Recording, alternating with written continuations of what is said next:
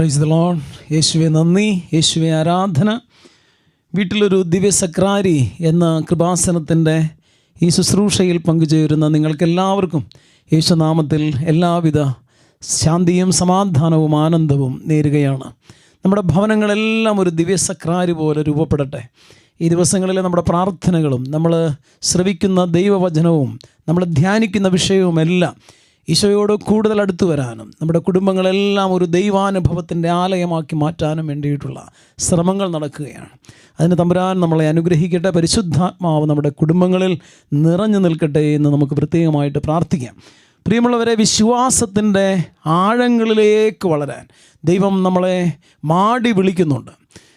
Francis പാപ്പ പറയുന്ന ഒരു കാര്യമുണ്ട്, ദൈവത്തിൻ്റെ വചനം പ്രഘോഷിക്കപ്പെടേണ്ടത് എവിടെയൊക്കെയാണ്. 3 മേഖലകളെക്കുറിച്ച് ഫ്രാൻസിസ് പാപ്പ പറയുന്നു. അദ്ദേഹം പറയുന്നു, ക്രിസ്തുവിനെ ഒരിക്കലും ശ്രവിച്ചിട്ടില്ലാത്തവരോട്, കർത്താവ് ലോകരക്ഷകനാണ്, ഏകരക്ഷകനാണ് എന്നുള്ള തിരിച്ചറിവില്ലാത്ത എല്ലാ ജനതകളോടും.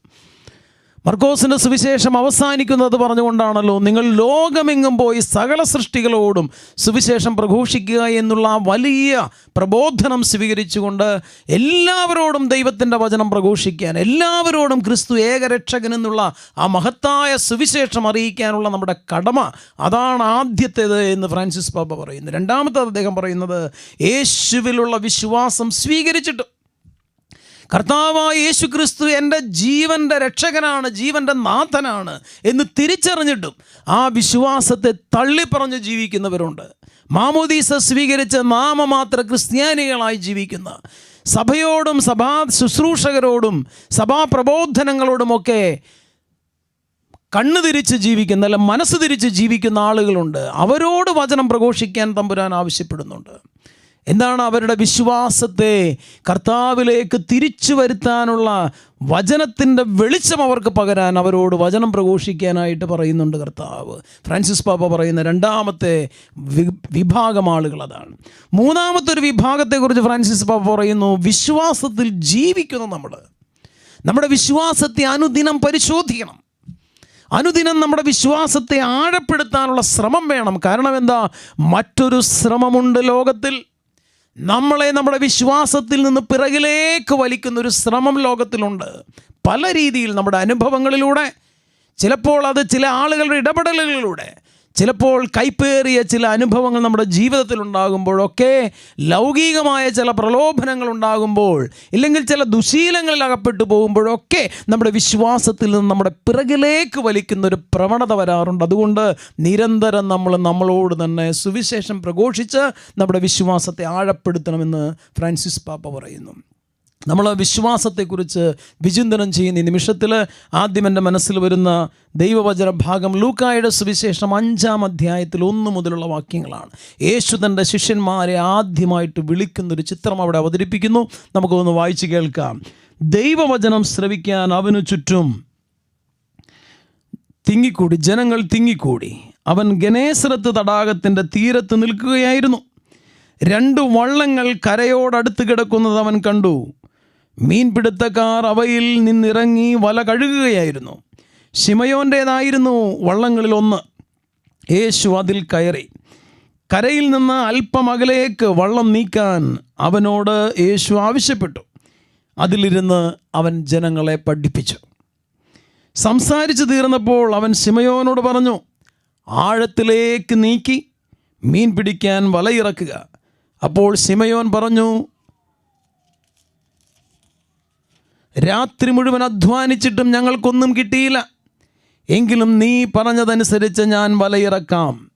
വലയിറക്കിയപ്പോൾ വളരെയേറെ മത്സ്യങ്ങൾ അവർക്ക് കിട്ടി. അവരുടെ വല കീറിത്തുടങ്ങി. അവർ മറ്റേ വള്ളത്തിലുണ്ടായിരുന്ന കൂട്ടുകാരെ ആംഗ്യം കാണിച്ച് സഹായത്തിന് വിളിച്ചു. അവർ വന്ന് 2 വള്ളങ്ങളും മുങ്ങാറാകുവോളം നിറച്ചു. ശിമയോൻ പത്രോസ് ഇത് കണ്ടപ്പോൾ യേശുവിൻ്റെ കാൽക്കൽ വീണ്, കർത്താവേ, എന്നിൽ നിന്ന് അകന്നു പോകണമേ, ഞാൻ പാപിയാണേ എന്ന് വിളിച്ചു പറഞ്ഞു. എന്തെന്നാൽ തങ്ങൾക്ക് കിട്ടിയ മീനിൻ്റെ പെരുപ്പത്തെപ്പറ്റി ശിമയോനും കൂടെ ഉണ്ടായിരുന്നവനും അത്ഭുതപ്പെട്ടു. അതുപോലെ തന്നെ അവൻ്റെ പങ്കുകാരായ സെബദീപുത്രന്മാർ യാക്കോബും യോഹന്നാനും വിസ്മയിച്ചു. യേശു ശിമയോനോട് പറഞ്ഞു, ഭയപ്പെടേണ്ട, നീ ഇപ്പോൾ മുതൽ മനുഷ്യരെ പിടിക്കുന്നവനാകും. വള്ളങ്ങൾ കരയ്ക്കടുപ്പിച്ചതിന് ശേഷം എല്ലാം ഉപേക്ഷിച്ച് അവർ അവനെ അനുഗമിച്ചു. ഈ ഒരു സുവിശേഷ ഭാഗം നമ്മൾ വായിച്ചു കേൾക്കുന്നത് നമ്മുടെ വിശ്വാസത്തെക്കുറിച്ചൊന്ന് വിലയിരുത്താനാണ്. യേശു ഗനേസറത്ത് തടാകം അഥവാ ഗലീലി തടാകത്തിൻ്റെ തീരത്ത് നിൽക്കുമ്പോൾ, പഠിപ്പിച്ചുകൊണ്ട് നിൽക്കുമ്പോൾ ഒരു കാഴ്ച കണ്ടു. എന്താണ് ആ കാഴ്ച? കുറേ വള്ളങ്ങൾ കരക്കടിപ്പിച്ചിട്ടിരിക്കുകയാണ്. എന്നിട്ടോ ചില ആളുകൾ, മീൻപിടുത്തക്കാർ, അവരുടെ വല മടക്കി വയ്ക്കുകയാണ്. നിരാശയുടെ, ശൂന്യതയുടെ നിമിഷമാണ്. പത്രോസ് പിന്നീട് പറയുന്നുണ്ട്, രാത്രി മുഴുവൻ അധ്വാനിച്ചിട്ടും ഒന്നും കിട്ടാതെ നിരാശപ്പെട്ട് കഴിയുന്ന ഈ മീൻപിടുത്തക്കാരെയാണ് യേശു കാണുന്നത്. കാലിയായിട്ടുള്ള വഞ്ചി, മടക്കി വയ്ക്കുന്ന അവരുടെ വല, ഇതെല്ലാം അവരുടെ ശൂന്യതയുടെ അടയാളമായിരുന്നു. ഒന്നും കിട്ടാതെ വലഞ്ഞു നിൽക്കുന്ന ശിഷ്യരുടെ അടുത്ത്, അല്ലെങ്കിൽ ഈ മീൻപിടുത്തക്കാരുടെ അടുത്തേക്ക് യേശു ചെല്ലുന്നു. എന്നിട്ടോ വഞ്ചിയിൽ കയറി ഇരിക്കുകയാണ്. ഈ വഞ്ചിയിൽ കയറി യേശു ഇരിക്കുകയാണ്. യേശു ഇരുന്നിട്ട് എന്ത് ചെയ്തു? വചനം പഠിപ്പിച്ചു തുടങ്ങി. എന്നിട്ട് യേശു പറയാണ്, ഈ വഞ്ചി ഒരല്പം വെള്ളത്തിലേക്ക് നീക്കുക. വഞ്ചി വെള്ളത്തിലേക്ക് നീക്കി അവിടെ ഇരുന്ന് യേശു വചനം പഠിപ്പിക്കുകയാണ്. നമ്മൾ ഓർക്കണം, ശൂന്യമായ ഈ വഞ്ചിയിൽ യേശുവിൻ്റെ സാന്നിധ്യമുണ്ടാകുമ്പോൾ ഉണ്ടാകുന്ന അത്ഭുതം നമ്മൾ ഓർക്കണം. യേശുവില്ലാത്ത ലോകത്തെക്കുറിച്ച് മത്തായിയുടെ സുവിശേഷം പറയുന്നുണ്ട്. യേശു കുരിശിൽ മരിക്കുമ്പോൾ സംഭവിച്ചൊരു കാര്യം മത്തായി പറയുന്നത് എന്താണെന്നറിയോ? ഭൂമിയിലെങ്ങും അന്ധകാരം നിറഞ്ഞുവെന്ന. എന്താ? സൂര്യൻ ഇരുണ്ടുപോയി. ഭൂമിയിലെങ്ങും അന്ധകാരം നിറഞ്ഞു. കാരണം എന്താ? ലോകത്തിൻ്റെ പ്രകാശമെന്ന് സ്വയം വെളിപ്പെടുത്തിയ യോഹന്നാൻ്റെ സുവിശേഷം 8-ാം അധ്യായം 12-ാം വാക്യത്തിൽ, ഞാൻ ലോകത്തിൻ്റെ പ്രകാശമാകുന്നുവെന്ന് സ്വയം വെളിപ്പെടുത്തിയവനാണ് കുരിശിൽ മരിച്ചു കിടക്കുന്നത്. ക്രിസ്തുവില്ലാത്ത ലോകം ഇരുണ്ട ലോകമാണ്. ക്രിസ്തുവില്ലാത്ത കുടുംബം ഇരുണ്ട കുടുംബമാണ്. ക്രിസ്തുവില്ലാത്ത വ്യക്തി ജീവിതം ഇരുണ്ട ജീവിതമാണ്. ക്രിസ്തുവില്ലാത്ത വള്ളം ശൂന്യമാണ്. അതാണ് അതിനർത്ഥം. ആ ഇടത്തേക്ക് ക്രിസ്തുവിനെ പ്രതിഷ്ഠിച്ചപ്പോൾ സംഭവിക്കുന്ന അത്ഭുതമാണ് നമ്മളിവിടെ കാണുക. ക്രിസ്തു ഈ കാലിയായ വഞ്ചിയിൽ കയറി ഇരിക്കുമ്പോൾ, അവിടെ ഇരുന്ന് അവൻ്റെ വചനം സൃഷ്ടികർമ്മം നടത്തുമ്പോൾ സംഭവിക്കാനിരിക്കുന്ന വലിയ അത്ഭുതമാണ് പിന്നീട് നമ്മൾ കാണുക. ഒരേ ഒരു കാര്യമാണ് യേശു ആവശ്യപ്പെടുന്നത്. എന്താണ്? പത്രോസിനോട് പറയുകയാണ്, ശിമയോനെ, വെള്ളത്തിലേക്ക് ഈ വഞ്ചി ഇറക്കുക, എന്നിട്ടോ ആഴത്തിലേക്ക് വലയെറിയുക. നിന്റെ വഞ്ചി വെള്ളത്തിലേക്ക് ഇറക്കിയിട്ട് എന്ത് വേണം? ആഴത്തിലേക്ക് വലയെറിയണം. ദൂഖ് ഇൻ ആൾത്തും എന്ന് പറയാ. ജോൺ പോൾ രണ്ടാമൻ മാർപ്പാപ്പയ്ക്ക് ഏറ്റവും ഇഷ്ടപ്പെട്ട വാക്കായിരുന്നു അത്. എപ്പോഴും അദ്ദേഹം ഉച്ചരിക്കാറുള്ളൊരു പദമാണ് ദൂഖ് ഇൻ ആൾത്തും. ആഴത്തിലേക്ക് വലയെറിയുക. എന്താണ് ആഴത്തിലേക്ക് വലയെറിയാൻ പറഞ്ഞാൽ? യേശുവിൻ്റെ സാന്നിധ്യമുണ്ടായാൽ മാത്രം പോരാ. യേശുവിൻ്റെ വചനം ശ്രവിച്ചാൽ മാത്രം പോരാ. ആഴത്തിലേക്ക് വലയെറിയാന്ന് പറഞ്ഞാൽ വിശ്വാസത്തിൻ്റെ ആഴമുണ്ടാവുക എന്നർത്ഥം. നമ്മുടെ ജീവിതത്തിൽ നിന്ന് തമ്പുരാൻ പ്രതീക്ഷിക്കുന്നതാണ് ആഴമായിട്ടുള്ള വിശ്വാസം. യേശുവിൻ്റെ സാന്നിധ്യം നമ്മൾ ആഗ്രഹിക്കണം. യേശുവിൻ്റെ വചനം നമ്മൾ ശ്രവിക്കണം. ഒപ്പം തന്നെ അവൻ്റെ വചനം നമ്മൾ കേൾക്കുക കൂടി വേണം. അതാണ് ദൂഖിനാൾത്തും. അവൻ്റെ വചനം കേൾക്കണം. എന്താണ് അവൻ്റെ വചനം? ആഴത്തിലേക്ക് ഇറക്കുക, ആഴത്തിലേക്ക് വലയിറക്കുക. കാനായിലെ കല്യാണ വിരുന്നിൽ അവൻ പറയുന്നത് പോലെ ചെയ്യുക എന്ന് പരിശുദ്ധ അമ്മ പറഞ്ഞപ്പോൾ ആ ജോലിക്കാരത് ചെയ്തില്ലായിരുന്നുവെങ്കിൽ യേശുവിൻ്റെ സാന്നിധ്യം ഉണ്ടായതുകൊണ്ടോ യേശുവിൻ്റെ വചനം ഉണ്ടായതുകൊണ്ടോ കാര്യമില്ലായിരുന്നു. കാരണം എന്താ? അവൻ പറയുന്നത് പോലെ ചെയ്യുന്നിടത്താണ് ഫലം. അവനോട് സഹകരിക്കണം. സഹകരിക്കുന്നിടത്താണ് രക്ഷ. ഇതാ കർത്താവിൻ്റെ ദാസി എന്ന് പറഞ്ഞ മറിയത്തിൻ്റെ മനോഭാവമാണ് ഈ സഹകരണം എന്ന് പറയാം. ദൈവത്തിൻ്റെ ദൂതൻ വന്ന് നിന്നപ്പോൾ കർത്താവിൻ്റെ ഹിതം മനസ്സിലാക്കിയ മറിയ എന്താ പറഞ്ഞേ? ഇതാ കർത്താവിൻ്റെ ദാസി എന്നാ പറഞ്ഞേ. ഇത് സഹകരണമാണ്. ദൈവത്തോട് സഹകരിക്കുമ്പോഴാണ് സൃഷ്ടികർമ്മം നടക്കുന്നത്. ഇതാണ് ഇവിടെ ശൂന്യതയിൽ സംഭവിച്ചത്. വലയുടെയും വഞ്ചിയുടെയും ശൂന്യമായ അവസ്ഥയിൽ അവർക്ക് പിടിച്ചു കയറ്റാൻ പറ്റാത്ത വിധം സമൃദ്ധമായ മത്സ്യപ്പെരുപ്പമാണ് അവർ കണ്ടത്. അവരുടെ വള്ളം നിറച്ചു. കാലിയായി കിടന്ന മറ്റു വള്ളങ്ങളും നിറയ്ക്കാൻ അതിന് അവസരമൊരുക്കി. ഇത് കണ്ട് വിസ്മയിച്ച് അവരെന്താ ചെയ്തേ? എല്ലാം ഉപേക്ഷിച്ച് യേശുവിൻ്റെ പിന്നാലെ പോകുന്നു. എല്ലാം ഉപേക്ഷിച്ച് യേശുവിൻ്റെ പിന്നാലെ പോയി. പത്രോസ് വഞ്ചിയും വലയും ഉപേക്ഷിച്ചു. യോഹന്നാനും യാക്കോബും എന്താ ചെയ്തേ? പിതാവിനെയും വിട്ടു. എന്ന് പറഞ്ഞാൽ അവരുടെ ഉപജീവന മാർഗമായിട്ടുള്ളതെല്ലാം ഉപേക്ഷിക്കുകയും അവരുടെ ബന്ധങ്ങളും സ്വന്തങ്ങളും എല്ലാം ഉപേക്ഷിക്കുകയും ചെയ്ത് ജീവിതത്തിൽ ക്രിസ്തുവിന് വേണ്ടി ശൂന്യത സൃഷ്ടിച്ച മനുഷ്യരായിരുന്നു യേശുവിൻ്റെ ശിഷ്യന്മാർ. ജീവിതത്തിൽ ക്രിസ്തുവിന് വേണ്ടി ശൂന്യത സൃഷ്ടിച്ചവർ. കാരണം എന്താ? ക്രിസ്തുവായിരിക്കണം കേന്ദ്രബിന്ദു. ക്രിസ്തുവായിരിക്കണം കേന്ദ്രബിന്ദു. ക്രിസ്തുവിനെ കൊണ്ട് നിറയേണ്ട സ്ഥലങ്ങൾ, ഇടങ്ങൾ മറ്റു പലതുകൊണ്ട് നിറയുമ്പോൾ സംഭവിക്കുന്നതാണ് സൃഷ്ടികർമ്മം നടക്കാതെ പോകുന്ന ഇരുട്ട് നിറഞ്ഞ അവസ്ഥയെന്ന് പറയുക. അതുകൊണ്ട് ക്രിസ്തുവാവണം കേന്ദ്രബിന്ദു. അത് കുടുംബത്തിലായാലും വ്യക്തി ജീവിതത്തിലായാലും സമൂഹത്തിലായാലും ക്രിസ്തുവാകണം കേന്ദ്രബിന്ദു. കാരണം അവനാണ് വഴി, അവനാണ് സത്യം, അവനാണ് ജീവൻ, അവനാണ് ജീവിക്കുന്ന ദൈവം, അവനാണ് ലോകരക്ഷകൻ. അവനെ കൊണ്ടാണ് നിറയേണ്ടത് നമ്മുടെ കുടുംബജീവിതവും വ്യക്തി ജീവിതവും ഒക്കെ. അതുകൊണ്ട് പ്രിയപ്പെട്ടവരെ, നമ്മുടെ വിശ്വാസത്തിൻ്റെ തലം വളരെ പ്രധാനപ്പെട്ടതാണ്. ആഴമുള്ള വിശ്വാസം നമുക്കുണ്ടാകേണ്ടിയിരിക്കുന്നു. ഇത് വളരെ കാര്യമാണ്.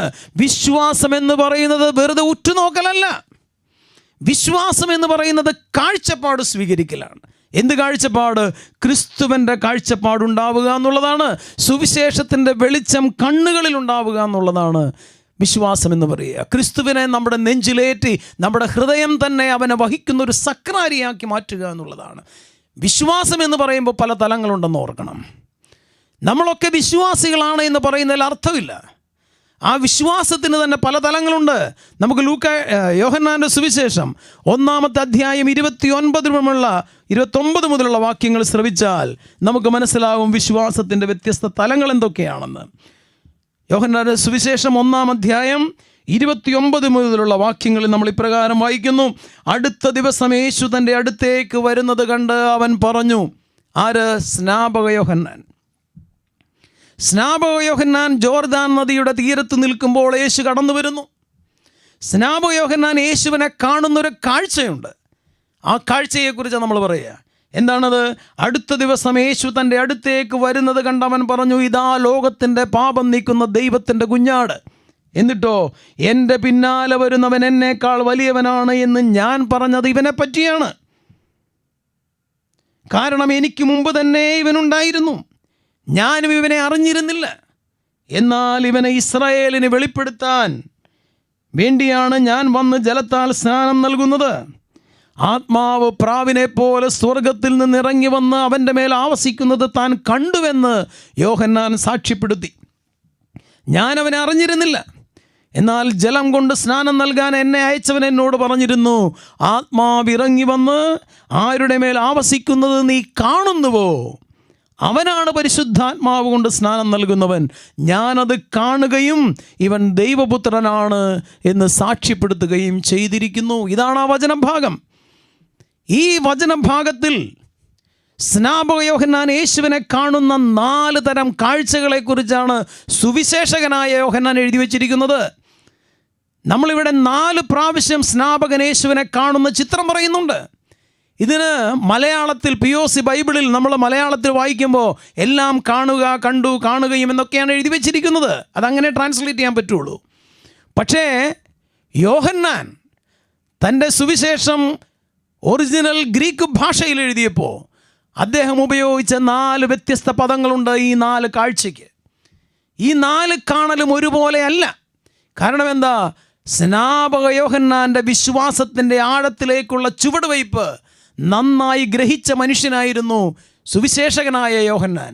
അതുകൊണ്ട് 4 പദങ്ങൾ, വ്യത്യസ്ത പദങ്ങൾ അദ്ദേഹം ഉപയോഗിച്ചു. യോഹന്നാൻ സ്നാപകൻ യേശുവിനെ ആദ്യം കാണുമ്പോൾ ഉപയോഗിച്ചിരിക്കുന്ന പദം എന്താണെന്നറിയോ? ബ്ലേപ്പോ എന്ന് പറയും ഗ്രീക്കിൽ. എന്താണ് ആ വാക്കിൻ്റെ അർത്ഥം? വെറുതെ കാണുക എന്നുള്ളതാണ്. വെറുതെ കാണുക. നമ്മൾ ഒരു യാത്ര ചെയ്യുമ്പോൾ പലരെയും നമ്മൾ കാണുന്നു, ഒത്തിരി മനുഷ്യരെ കാണുന്നു, പക്ഷെ ആരും നമ്മുടെ മനസ്സിലില്ല. അതൊക്കെ വെറുതെ ഇങ്ങനെ കണ്ടുപോവുകയാണ്. ആരെയും നമ്മൾ ശരിക്കും ശ്രദ്ധിക്കുന്നില്ല. അങ്ങനെ ശ്രദ്ധിക്കാതെ കാണുന്നൊരു കാഴ്ച. സ്നാപകൻ്റെ മുൻപിൽ യേശു ക്രിസ്തു വന്ന് നിൽക്കുമ്പോൾ സ്നാപകൻ ആദ്യം യേശുവിനെ കാണുന്നത് ഇങ്ങനെയാണ്, ശ്രദ്ധിക്കാതെയുള്ളൊരു കാഴ്ച. ആൾക്കൂട്ടത്തിൽ ഒരുവൻ. പ്രിയപ്പെട്ടവരെ, ഇത് വിശ്വാസത്തിൻ്റെ ഒരു തലമാണ്. ഇങ്ങനെ ഒരു വിശ്വാസിയായിട്ട് ജീവിക്കാൻ നമുക്ക് സാധിക്കും. എങ്ങനെ? യേശു ക്രിസ്തുവിനെ കൂട്ടത്തിൽ ഒരാളായി കണ്ട് വിശ്വസിക്കുന്നവരെ ഈ ഭൂമിയിലുണ്ട്. അതാണ് നമ്മൾ നേരത്തെ പറഞ്ഞ നാമമാത്ര ക്രിസ്ത്യാനി എന്ന് പറയുക. യേശു ക്രിസ്തുവിനെ കുറിച്ച് കേട്ടിട്ടുണ്ട്, മാമോദീസ സ്വീകരിച്ചിട്ടുണ്ട്, പക്ഷേ യേശു ക്രിസ്തുവിനെ ഒരിക്കലും അനുഭവിച്ചറിഞ്ഞിട്ടില്ല. കൂട്ടത്തിലൊരാൾ, അത് മാമോദീസ സ്വീകരിച്ചവരാകാം, അല്ലാതെ യേശു ക്രിസ്തുവിനെ കേട്ടിട്ടുള്ളവരുമാകാം. പക്ഷെ ഓർക്കണം, അവർ യേശുവിനെ അറിഞ്ഞിട്ടില്ല, യേശു ആരാണെന്ന് അറിഞ്ഞിട്ടില്ല. കൂട്ടത്തിൽ ഒരാളായിട്ട് മാത്രം യേശുവിനെ കാണുന്നു. പല ദൈവസങ്കല്പങ്ങളുണ്ട്, അതിലൊരാൾ യേശു. ഇത് വിശ്വാസത്തിൻ്റെ ഒരു തലമാണ്, പക്ഷേ ആ തലം ശരിയായിട്ടുള്ളൊരു തലമല്ല. അവിടെയൊന്നും സ്നാപകൻ യേശുവിനെ അറിയുന്നില്ല എന്നുള്ളതാണ് സത്യം. ഇതാണ് യോഹന്നാൻ ശ്ലീഹ, യോഹന്നാൻ സുവിശേഷകൻ കൃത്യമായിട്ട് എഴുതി വയ്ക്കുക. സ്നാപകൻ യേശുവിനെ കാണുന്ന ആദ്യത്തെ കാഴ്ച വിശ്വാസത്തിൻ്റെ ഒരു തലമായിരുന്നില്ല, അത് വെറും ഒരു കാഴ്ചയാണ്, കൂട്ടത്തിലൊരുവനായി കണ്ട കാഴ്ചയാണ്. രണ്ടാമത് ഉപയോഗിക്കുന്ന ഒരു പദമുണ്ട്. ആ പദം എന്താണെന്നറിയോ? തെയാവോമായി എന്നാണ് ഗ്രീക്കിൽ. തെയാവോമായി എന്ന് പറഞ്ഞാൽ അർത്ഥം എന്നറിയോ? തിരിച്ചറിയുക എന്നാണ്. തിരിച്ചറിയുക, ഐഡൻറ്റിഫൈ. എന്താണ് തിരിച്ചറിയുക എന്ന് പറഞ്ഞാൽ? അങ്ങനെയുള്ളൊരു വിശ്വാസത്തിൻ്റെ തലമുണ്ട്. എന്താണ് ആ തലം? യേശു ക്രിസ്തുവിനെ വെറുതെ ഒന്ന് കാണലല്ല, യേശു ക്രിസ്തു ദൈവപുത്രനാണെന്നുള്ള തിരിച്ചറിവിൽ ജീവിക്കുന്ന ഒരു വിശ്വാസമുണ്ട്. എന്താണ്? ഒരു ക്രിസ്ത്യാനിക്ക്, ഒരു വിശ്വാസിക്ക്, അല്ലെങ്കിൽ ക്രിസ്തുവിനെ സ്നേഹിക്കുന്ന ഒരാൾക്ക് അങ്ങനെ ജീവിക്കാൻ പറ്റും. യേശുവിനെ തിരിച്ചറിയുന്നു. എന്താണ് ആ തിരിച്ചറിവിൻ്റെ പ്രത്യേകത എന്നറിയോ? യേശു ക്രിസ്തു സാധാരണ പോലെയല്ല. യേശു ക്രിസ്തു ഒരു ദൈവപുത്രനാണ്, അവൻ സഹിച്ചവനാണ്, മരിച്ചവനാണ്, രക്ഷകനാണ് എന്നുള്ള സത്യം എനിക്കറിയാം, പക്ഷേ അതെൻ്റെ ജീവിതവുമായി യാതൊരു ബന്ധവുമില്ല. ഇതാണ് ആ തിരിച്ചറിവ്. യേശു ക്രിസ്തു ദൈവമാണെന്ന് എനിക്കറിയാം, പക്ഷേ യേശു ക്രിസ്തു എൻ്റെ ജീവിതത്തിൽ അധികം സ്വാധീനം ചെലുത്താൻ ഞാൻ അനുവദിക്കുന്നില്ല, സമ്മതിക്കുന്നില്ല. ഈ തിരിച്ചറിവാണത്. അങ്ങനെയായിരുന്നു സ്നാപകൻ്റെ രണ്ടാമത്തെ ബോധ്യം. എന്തായിരുന്നു അതിൻ്റെ അർത്ഥം എന്നറിയോ? നമ്മൾ യാത്ര ചെയ്യുന്ന സമയത്ത്, നമ്മളൊരു യാത്ര ചെയ്യുമ്പോൾ ഒത്തിരിയേറെ മനുഷ്യരെ കാണുന്നു, പക്ഷേ നമുക്ക് പരിചയമുള്ള 1-2 പേരെ നമ്മൾ കാണും എന്ന് വിചാരിക്കുക. ആ കാണുന്ന മനുഷ്യരെ നമ്മൾ തിരിച്ചറിയും. ആ തിരിച്ചറിയുന്ന മനുഷ്യരെ അപ്പോൾ നോക്കി നമ്മളൊന്ന് ചിരിച്ചെന്ന് വരാം, പക്ഷേ അവരെ പിന്നീട് നമ്മൾ ഓർക്കുന്നില്ല, അതിൻ്റെ ആവശ്യം നമുക്ക് വരുന്നില്ല. ഈ രീതിയിൽ യേശു ക്രിസ്തുവിനെ കണ്ട് ജീവിക്കുന്ന വിശ്വാസികളുണ്ട്. വല്ലപ്പോഴും ദുഃഖവെള്ളിയാഴ്ചയിൽ യേശു ക്രിസ്തുവിനെ കാണാനൊന്ന് പള്ളിയിൽ പോവുക, രൂപമൊത്താൻ പോവുക, അങ്ങനെയുള്ള ഒരു വിശ്വാസത്തിൻ്റെ തലം, പ്രിയപ്പെട്ടവരെ, ഇതൊന്നും യഥാർത്ഥത്തിലുള്ള വിശ്വാസമല്ല എന്ന് തന്നെയാണ് അർത്ഥം. മൂന്നാമത് കാണുന്നൊരു വാക്ക്, ഉപയോഗിക്കുന്നൊരു വാക്കുണ്ട് യോഹന്നാൻ. എന്താണത്? തെവോറെവോ എന്ന് പറയും. തെവോറെവോ എന്ന് പറഞ്ഞ അർത്ഥം എന്ന് പറയും മെഡിറ്റേറ്റ് അപ്പോൾ എന്നാണ്, ധ്യാനിക്കുക എന്നുള്ളതാണ്. സ്നാപകൻ യേശുവിനെ ആദ്യം ഒന്ന് നോക്കി, രണ്ടാമതൊന്ന് നോക്കിയപ്പോൾ അവനെ തിരിച്ചറിഞ്ഞു, മൂന്നാമതൊന്ന് നോക്കിയപ്പോഴോ അവനെ ധ്യാനിക്കാൻ തുടങ്ങി.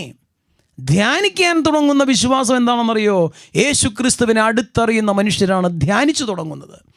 ഒരു ഉദാഹരണം പറഞ്ഞാൽ, ഒരു അമ്മ തൻ്റെ 2 മാസമോ 3 മാസമോ പ്രായമായ കുഞ്ഞിനെ വീടിൻ്റെ മുൻപിലത്തെ മുറിയിൽ കിടത്തിയിട്ട് അടുക്കളയിൽ ജോലിയെടുക്കുകയാണെങ്കിൽ ഈ അമ്മയുടെ മനസ്സെവിടെയാണെന്നറിയോ? ആ കുഞ്ഞിലേരിക്കും. ഓരോ നിമിഷവും അമ്മയുടെ മനസ്സ് കുഞ്ഞിൻ്റെ കൂടെയാണ്. കുഞ്ഞ് തനിച്ചാണ് അവിടെ. അതുകൊണ്ട് അമ്മ എപ്പോഴും കുഞ്ഞിനെക്കുറിച്ച് ധ്യാനിച്ചു കൊണ്ടിരിക്കുന്നു. വിവാഹം കഴിഞ്ഞ് ഭർത്താവ് വിദൂരത്തിൽ പോകുമ്പോൾ ഭാര്യ ഭർത്താവിനെക്കുറിച്ച് മുഴുവൻ സമയം ധ്യാനിച്ചിരിക്കുന്നു എന്ന് പറയുന്നത് പോലെ, അതുപോലെയുള്ള ഓർമ്മപ്പെടലും ആ ഓർമ്മയൊരു മാധുര്യത്തോടെ ആസ്വദിക്കുകയും ചെയ്യുന്നതിനെയാണ് ഈ രീതിയിൽ ധ്യാനിക്കുക എന്ന് പറയുക. അത് വിശ്വാസത്തിൻ്റെ ഒരു തലമാണ്. അങ്ങനെയുള്ള വിശ്വാസത്തിൻ്റെ തലത്തിൽ നമ്മൾ ക്രിസ്തുവിനെ ധ്യാനിക്കും, പ്രാർത്ഥിക്കും, അവനെ അനുഭവിക്കും. അത് ചില സന്ദർഭങ്ങളിൽ. പക്ഷെ 4-മതൊരു പദമുണ്ട്, അതാണ് ഹൊറാവോ. ആ വാക്കിൻ്റെ അർത്ഥം എന്താണെന്നറിയോ? ഒന്നായി തീരുക എന്നുള്ളതാണ്. ബി വൺ വിത്ത് ഹിം, അവനോടുകൂടെ ഒന്നായി തീരുക എന്നുള്ളതാണ്. എന്താണ് അതിൻ്റെ അർത്ഥം എന്നറിയോ? യേശു ക്രിസ്തുവിനെ നമ്മുടെ ജീവിതത്തിൻ്റെ മുഴുവനും നാഥനും രാജാവുമായി സ്വീകരിക്കലാണത്. അവനെ നമ്മുടെ കുടുംബത്തിൽ പ്രതിഷ്ഠിക്കലാണത്. നേരത്തെ പറഞ്ഞില്ലേ, യേശു ക്രിസ്തുവിനെ പ്രതിഷ്ഠിച്ച കുടുംബം, യേശു ക്രിസ്തുവിനെ പ്രതിഷ്ഠിച്ച വ്യക്തിജീവിതം, യേശു ക്രിസ്തുവിനെ പ്രതിഷ്ഠിച്ച സമൂഹ ജീവിതം, അവിടെയുണ്ടാകുന്ന ഫലസമൃദ്ധിയെക്കുറിച്ച് നമ്മൾ പറഞ്ഞില്ലേ? ആ വഞ്ചിയിൽ നിറഞ്ഞ മത്സ്യം പോലെ ക്രിസ്തു പ്രതിഷ്ഠിക്കപ്പെടുമ്പോൾ സംഭവിക്കുന്ന ആ ഒരു തലമുണ്ടല്ലോ, ആ തലത്തിലേക്ക് നമ്മൾ ഉയരണം. അവിടെയാണ് സ്നാപകൻ വിളിച്ചു പറയുക, ഇതാ ദൈവത്തിൻ്റെ കുഞ്ഞാട്, ലോകത്തിൻ്റെ പാപങ്ങൾ നീക്കുന്നവൻ എന്നുള്ള തിരിച്ചറിവ്. ആ ഒരു ബോധ്യം, ആ ഒരു സാക്ഷ്യം സ്നാപകന് കൊടുക്കാൻ കഴിഞ്ഞത് അവനെ ശരിക്കും അടുത്തറിഞ്ഞപ്പോഴാണ്. ഈ രീതിയിലുള്ള വിശ്വാസത്തിൻ്റെ തലത്തിലേക്ക് നമ്മൾ ഉയരണം. അവനെ അടുത്തറിയുന്നൊരു വിശ്വാസം. അതിനെന്ത് വേണം? അവൻ പ്രതിഷ്ഠിക്കപ്പെടണം. നമ്മുടെയൊക്കെ കുടുംബങ്ങളിൽ തിരുഹൃദയ രൂപം നമ്മൾ പ്രതിഷ്ഠിച്ചിട്ടുണ്ട്. ഈ കുടുംബം ഈശോയുടെ തിരുഹൃദയത്തിന് പ്രതിഷ്ഠിക്കപ്പെട്ട കുടുംബമാണെന്ന് നമ്മൾ പറയാറുണ്ട്. ചിലപ്പോഴൊക്കെ നമ്മുടെ വീടിൻ്റെ വാതിൽക്കൽ നമ്മൾ അങ്ങനെ എഴുതി വയ്ക്കാറുണ്ട്. പക്ഷേ നമ്മൾ ഓർക്കണം, നമ്മുടെ തീരുമാനങ്ങൾ അവനിൽ നിന്നാണോ വരിക? നമ്മുടെ കുടുംബത്തിലൊരു തീരുമാനമെടുക്കുമ്പോൾ കർത്താവിൻ്റെ ഹിതം നമ്മൾ അന്വേഷിക്കുന്നുണ്ടോ? നമ്മുടെ മക്കൾക്ക് വേണ്ടി നമ്മൾ തീരുമാനമെടുക്കുമ്പോൾ, നമ്മുടെ വ്യക്തി ജീവിതത്തിൽ നമ്മൾ തീരുമാനമെടുക്കുമ്പോൾ ആദ്യം ഒന്ന് പ്രാർത്ഥിച്ച് ദൈവമേ നിൻ്റെ ഹിതമെന്ത് എന്ന് ചോദിക്കാറുണ്ടോ എന്ന് നമ്മൾ ഓർക്കണം. അതുകൊണ്ട് യേശു ക്രിസ്തു പ്രതിഷ്ഠിക്കപ്പെടണം. പ്രിയമുള്ളവരെ, നമ്മുടെ ജീവിതത്തിൻ്റെ എല്ലാ മേഖലകളും ക്രിസ്തു പ്രതിഷ്ഠിക്കപ്പെടണം. അങ്ങനെ ക്രിസ്തു കേന്ദ്രീകൃതമായ ഒരു ജീവിതം നയിക്കുമ്പോഴാണ് നമുക്ക് നമ്മുടെ ജീവിതത്തെ അർത്ഥപൂർണ്ണമായിട്ട് കാണാനായിട്ട് സാധിക്കുക. ഫ്രാൻസിസ് പാപ്പ പറയുന്നുണ്ട്, നിങ്ങളുടെ ദുർബലതയും ദൈവത്തിൻ്റെ കൃപയുടെ ശക്തിയും തമ്മിലുള്ള കണ്ടുമുട്ടലാണ് നിങ്ങളുടെ വിശ്വാസവും വിശുദ്ധിയും. നമ്മുടെ ദുർബലത, നമ്മുടെ കുറവുകൾ, ദൈവത്തിൻ്റെ കൃപ, ഇത് തമ്മിൽ കണ്ടുമുട്ടണം. നമ്മുടെ കുടുംബത്തിൻ്റെ കുറവുകൾ, ദൈവത്തിൻ്റെ കൃപ. ഇതാണ് ആ വഞ്ചിയിൽ സംഭവിച്ചത്. അവരുടെ കുറവുകളും ദൈവത്തിൻ്റെ കൃപയും കൂടിച്ചേർന്നപ്പോൾ അവിടെ സമൃദ്ധിയുണ്ടായി. ഇതുപോലെ കർത്താവിൻ്റെ കൃപയുടെ നിറവ് നമ്മുടെ ജീവിതത്തിൽ ഉണ്ടാവണം എന്ന് തന്നെയാണ് പറയുക. അതുകൊണ്ട് ദൈവാശ്രയ ബോധം എന്ന് പറയുന്നത്, വിശ്വാസം എന്ന് പറയുന്നത്, അത് നമ്മുടെ ശക്തിയാണ്. അത് ദുർബലതയുടെ അടയാളമല്ല. പറയുന്നുണ്ട് സങ്കീർത്തകൻ 27-ാമത്തെ സങ്കീർത്തനത്തിൽ 3-ാമത്തെ വാക്യത്തിൽ, ഒരു സൈന്യം തന്നെ എനിക്കെതിരെ പോരാടിയാലും ഞാൻ ഭയപ്പെടുകയില്ല, കാരണം കർത്താവിൻ്റെ കൂടെയുണ്ട്. ഒരു സൈന്യം തന്നെ എനിക്കെതിരെ പോരാടിയാലും ഞാൻ ഭയപ്പെടുകയില്ല, കർത്താവിൻ്റെ കൂടെയുണ്ട്. 23-ാമത്തെ സങ്കീർത്തനം 4-ാമത്തെ വാക്യം, മരണത്തിൻ്റെ ഇരുൾ വീണ താഴ്വരയിലൂടെ ഞാൻ നടന്നാലും ഞാൻ ഭയപ്പെടുകയില്ല, കാരണം കർത്താവിൻ്റെ കൂടെയുണ്ട്. 4-ാമത്തെ സങ്കീർത്തനം 8-ാം വാക്യം, ഞാൻ പ്രശാന്തമായിട്ട് കിടന്നുറങ്ങും, കാരണം എന്താ? കർത്താവ് എന്നെ സംരക്ഷിക്കുന്നു. ഇതുകൊണ്ട് കർത്താവിൻ്റെ സുരക്ഷിതത്വം, കർത്താവ് നൽകുന്ന ആ ധൈര്യവും പ്രത്യാശയും നമ്മുടെ ജീവിതത്തിൽ നിറഞ്ഞു നിൽക്കാൻ കർത്താവ് പ്രതിഷ്ഠിക്കപ്പെടണം. അതിന് നമ്മുടെ വിശ്വാസത്തെ നമ്മൾ ആഴപ്പെടുത്തണം.